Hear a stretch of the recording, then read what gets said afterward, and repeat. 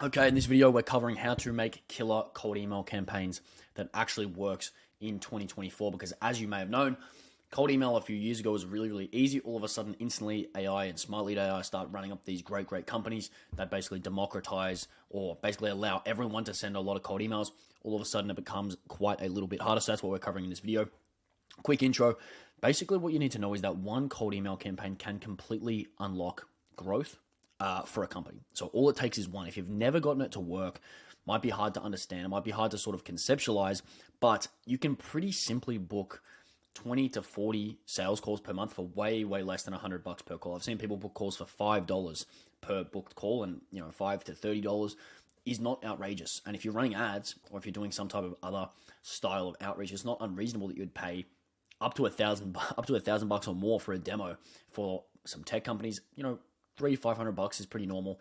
It's pretty regular that you would acquire a customer for about 1 to 3K. But using cold email, you can get these really, really low customer acquisition costs, which makes it a really attractive model, not only for beginners, but also for larger companies that are looking to basically just save on costs and be really, really efficient. So basically what's happened is I've studied and created hundreds, if not thousands, of cold email campaigns at this point. And every single one of them followed the exact same framework. Every successful one of them followed the same framework. And every one of them that completely flopped was missing one of the things that I'm going to talk about in this video. So if you want to learn everything, basically, that's necessary to create a killer cold email campaign in 2024 in just one short video, then stick around. This video should be pretty helpful. To give you a bit of a warning though, when you unlock the ability to sell to strangers, this is when you unlock true scale. But that means we have to deal with cold traffic. Selling to your network and referrals is great, but you can basically take, a freezing cold lead. It's a little bit different compared to selling to your network. When you can do that, you have no limit, or you can basically scale as far as you can operationally handle. But it makes it a little bit more difficult. So don't watch this video and think, oh, well, that doesn't work, or you don't need to do that because it's, I'm selling warm. That makes no sense. I see a lot of people say, oh, well, you don't need to do all that strategy. You don't need that stuff. It's because you're selling to warm traffic. Very, very different. So if you want to go deep on this topic, this is a 2-hour video I've attached here by Matt Larson, my business partner. So you can check that out as well. But what is going to be in this video is essentially the 80-20. So in most cases, 20% of the work is going to generate 80% of the results. And in this video, we're going to cover specifically the 20% of work that we can drive the most results with the minimum amount of effort so that we can focus on optimizing after that. So the key factors: number 1, the target; number 2, the bait; number 3, the back end; and number 4, the obstacle. So what does that mean? And how has it been done before? So this has been used to book 40 sales calls per month in email marketing, 44 sales calls per month in content agencies, 28 waitlist signups in 60 days for a pre-PMF software. Pre-PMF meaning they've never sold their stuff before. This is completely cold, basically just an idea, and this is what it can do. It's been used to book this many sales calls for a paid ads agency. This is the automation software you can see here. Booking, I don't even know how many calls this was in the last 6 weeks. Pretty crazy, but you can see there. So basically the target. What we want to do is we want to aim and fire here rather than spray and pray. So the more precise you can be with your messaging, the better it's going to resonate with the more people and the more they're going to reply. Obviously, so that to create a marketing message here that really pierces through the inbox or the social media timeline has to be really specific, like a sniper. So machine gun spray and pray style marketing is okay, but it never really beats precision. So if you want to use an example, Israel Adesanya, you want to aim and fire. You don't want to spray and pray. Look at this guy. He's getting knockouts. So keep that in mind. Let me go next. Why doesn't it want me to go next? There we go. Next, you want to identify a problem or opportunity. So by pinpointing a specific problem or opportunity within a market, for example, e-commerce stores, you're going to be able to hit this level of precision. So it could be an unmet need, could be a performance gap, could be an emerging trend. A good example of this could be fixing their landing pages to get a lower CPA. But the main thing I'm trying to say here at the start is you want to define a really clear avatar and define a really clear outcome that you can deliver for that avatar that would be ideal for them. A lot of people that I see starting their cold emails, number 1, they try and sell their service as a product. So they try and say, hey, I'll give you a landing page. It's like, well, no one really wants a landing page. It's not really ideal. They want better CPAs. And sometimes it's not as specific as that, where it's a clear, hey, you need to sell the benefits. I think some people understand they need to sell the benefits, but sometimes people will just sell the wrong benefit. So rather than talking about something that's really relevant to the customer, they'll try and hit on something that's not relevant to the customer. So for example, hey, do you want to add 5K a month with this random thing that no one cares about? it's not going to be as strong as, hey, do you want to just get a better, I'll increase your conversion rate by X%, or you just get refunded. It's much better than the alternative. So what you need to do there is just scrape a list. So based on the insights that you make, you start, okay, I'm going to help this type of person solve this type of problem. Then you need to go to Apollo or ListKit and grab a list. Really, really simple. I'm not going to spend too much time on this. Location, USA, UK, Canada, Australia. Employee count, 3 to 20 is usually good. Unless you want to go higher, you need to sell something really expensive. You can use technologies used as a good filter. So whatever's relevant to your offer. Shopify, Klaviyo, ClickFunnels, can be creative here. Job titles, whatever's relevant. Like I said before, CEO, director, co-founder, director of sales, whatever is applicable. Usually it's going to be marketing if you're a marketing agency. Director of marketing, CMO, etc. But for list scraping, I would refer to people like Nick Abraham, Eric Nowoslowski, I think is how you say his name, or my operator, Rene, or Matt Larson. They're probably all better at it than me. This is not my specialty when it comes to lists. I'm a little bit better when it comes to gathering insights. So what you need to do is gather some insights and data about your target market, the competition, and industry trends. What this is going to do, it's going to inform you about the current state of your market and allow you to craft appropriate testing materials, aka copywriting angles. So what you need to start off with is pain points, desires, current solutions, and the problem with those current solutions. So for example, Uber Eats, one of my favorite, it takes too long to call the restaurant for delivery, so we offer one-click checkout. Another example is, hey, it might be really hard you might be spending too long on your email marketing. We can create you really good campaigns for X amount, and we'll give you the first, 15 for free. Something like that could be really good. In terms of how to get these insights, you want to look at onboarding forms and onboarding calls. Specifically, as soon as you sign a customer, you need to be asking them, why did you sign up with us? What almost made you not sign up with us? Things like, what were you sick of that led to you signing up with us? What made you respond to our outreach? What made you interested enough to sign up with us? What made you trust us? What reservations did you have? What did you not like about the process, et cetera, et cetera? Not only is that going to allow you to make a bit of a better company over time, that's also going to give you a lot of angles right there. Then you can do some sales call reviews. So you can do things like go through and watch your old calls. You can upload the transcription into ChatGPT, and you can look for these pain points, these desires, etc., and that can be really, really strong. A lot of the best insights that I've ever had have been just by listening to sales calls. If I ever signed a client, I was going to make a campaign for them, the first thing that I would be doing is going and looking at their sales calls. If you're running a really good discovery process, they're going to tell you. The prospect is going to tell you, hey, this is what I'm struggling with. This is what I've tried before. This is what worked. This is what didn't work. This is why it was good. This is why it was bad. Yada, yada, yada. That stuff's all absolute heat. Then you can go to ChatGPT. I've done this. The thing with ChatGPT, it's not always going to be accurate, but it can just give you the ideas of, that might be relevant. That might be something I can take off and check off on a sales call. I can ask a client. I can ask someone in my network if that's true. ChatGPT can be really strong, but a little bit hit or miss. I would still do it. So the way that I would do it, I would still do it. I'll just look at it and get the ideas. Then basically just cross-reference them with my own logic that I've built up from all the other stuff. Next, you can interview the clients. This is really, really strong. Like literally just getting on the phone and asking them questions.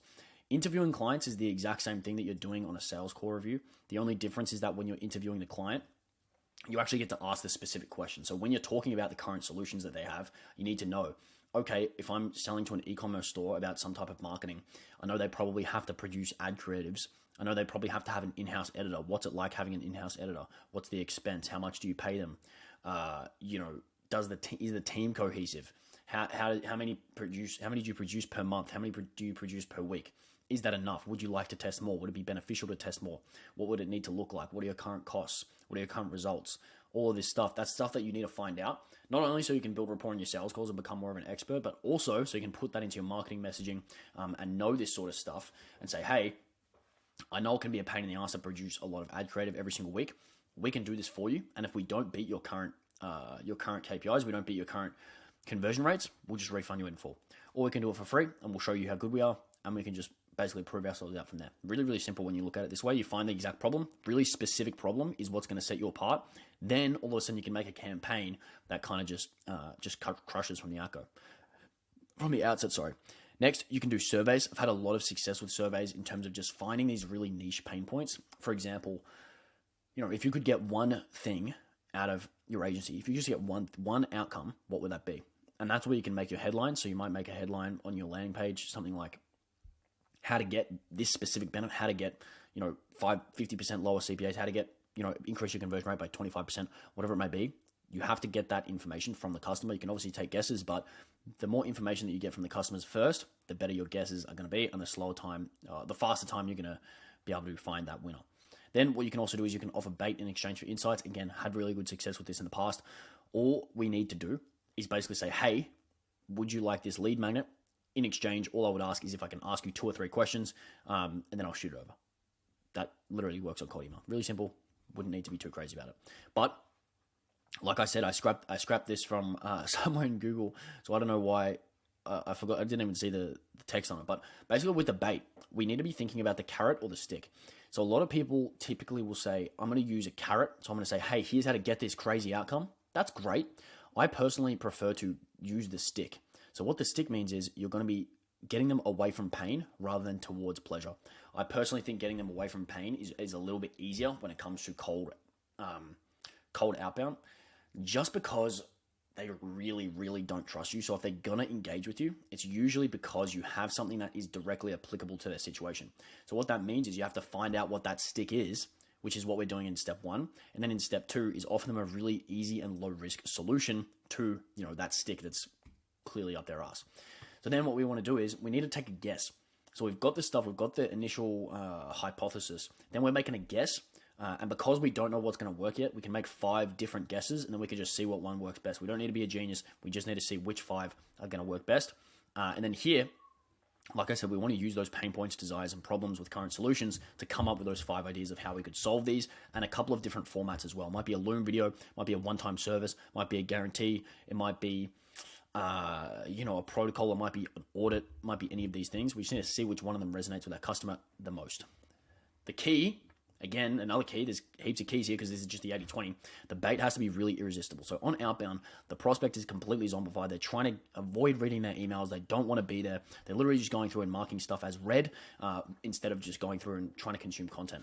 The difference with that is that on inbound, they're looking to be sold and they already trust you. So the main difference here is that you have time to sell, meaning you can convince them of stuff, and they don't trust you. Again, meaning you can convince them of stuff. So on outbound, you have to appeal to something they're very directly aware of and very, very, very attracted to. So that's why I like to use the stick. The solution here is that you have to make it stupid for them to say no. And that means you have to give them something that yanks them out of that zombified state and makes them say, oh, that's actually not bad. I actually could use, a thumbnail, or actually could use this or that. And that means it is really high value, really low risk. And you can watch this video here, how to build a cheat code agency offer, to get a bit of a gauge for what that looks like.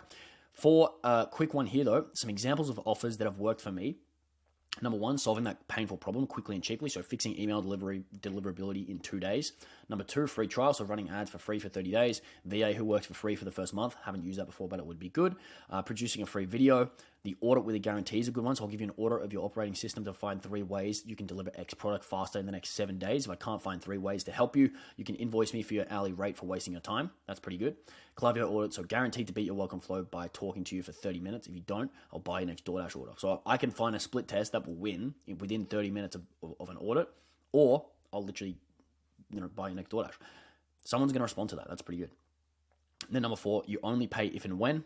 Better than or you don't pay. So we'll build you a brand new landing page, and if we help beat your current conversion rate by over XYZ%, you pay us $3K.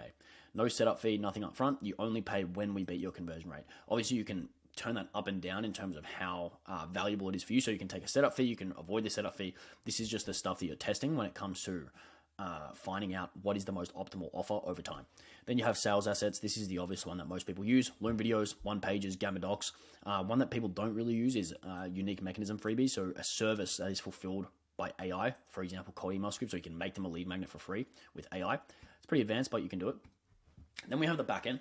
So the backend is basically what I'm talking about when I say things that have an impact that aren't necessarily attached to the actual cold email campaign. So things like response time, things like warm calling, positive replies, things like having a VSL, things like having content up, things like having case studies, things like PR. The thing that you need to know is that the person with the deeper iceberg here, the person with the bigger backend, essentially has a bigger surface area. So when you look at the bigger surface area, what that means is that they can catch more stuff. So if you look at spiderweb number 1 over here, they have a small surface area. So that means when these caterpillars are roaming around in the ether, it's really hard for them to get caught by spider 1. But even if they just accidentally roam into the vicinity of spider 2, they're going to get caught.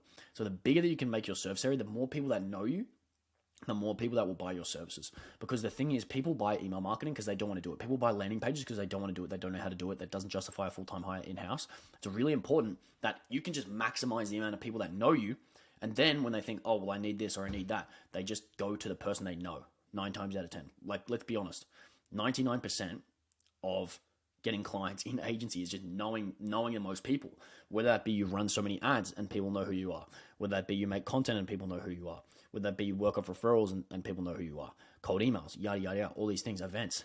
Every single way includes getting people to know who you are. So if you can just do that at scale and understand, I need the maximum number of people to know who I am, that is when it comes to making a massive surface area for you and your company by doing this spider web. So what that entails is this. So here's a bit of a roadmap for increasing your surface area. You need things like paid ads, content, outreach, partnerships, lead magnets, email flows, webinars, VSLs, live workshops, newsletters, communities, appointment setters. You want to be doing your cold email, cold DMs, prospecting for partnerships and for clients. Then you also want to have all this stuff up as well. The reason for that is because if you just have this massive spider web and you have all this stuff going out into the ether, I think quite a few people are going to know who you are. And even better than that is that when you have this stuff up, like I said before, it makes the other things work better. So for example, who's going to get better results on cold outreach? The person who has absolutely nothing up, they send one cold email and then expect to get a response, or the person who sends a cold email to people who have seen their content, they've seen their ads, they might have watched a few YouTube videos, and then you receive a cold email. All of a sudden, oh, that's Leo. He just cold emailed me. I watched his YouTube video the other day. Much, much, much more likely to get a response. You can actually be the judge. I won't even tell you. Who do you think is more likely to get a response? Someone who you've seen their videos before, or someone who you have no idea who they are, or someone who you've seen their paid ads before, you've seen their, free book funnel, or someone who you've never seen before. It makes a world of difference. I'll tell you that for free. Next, you have the obstacles. So what you'll need to overcome to actually get this to work in completion. Number one, having a good offer. Number two, deliverability. Number three, staying focused while not getting results and being able to iterate towards success. Number four, testing scripts. Then having a good lead magnet that actually converts to calls. I see this a lot. So people will get responses. The idea of their lead magnet will be good, but then their lead magnet won't actually turn into calls. So you need your lead magnet to actually turn into calls and qualified calls. And that also comes into being able to respond to your leads fast enough. But it also means you need to have a really strong lead magnet that's very, very valuable very, very quickly. Then, like I said, you have the problem of converting cold leads into clients, so a harder sales process because it's obviously not inbound. Then, like I said, making sure you respond to leads before they go cold, so less than 5-minute reply time, and then getting enough data as well. So all this stuff contributes to what makes it hard, and this is the reason that not everyone has a multi-million-dollar cold email funnel. It's all of these things are quite easy to do if you just had to do that thing. So if you just had to get good deliverability, or if you just had to have a 5-minute reply time, or if you just had to focus on converting cold leads, it wouldn't be that hard, but you obviously have to do every single step. And if you don't have one of these things, the whole system falls apart and it's never going to work. So you have to keep that stuff in mind. If you want to learn more about all of those things and how to optimize this over time, it should be available on my channel, be available on Matt's channel, and you can also check out the free group for feedback. So go to school.com/1006lead/about, send in your cold email scripts, send in your lead magnets, send in all your stuff. We'll try and give you some feedback, and hopefully people in the community will give you feedback as well. That should be really valuable for you. But either way, I hope you enjoyed the video, and I'll see you in the next one.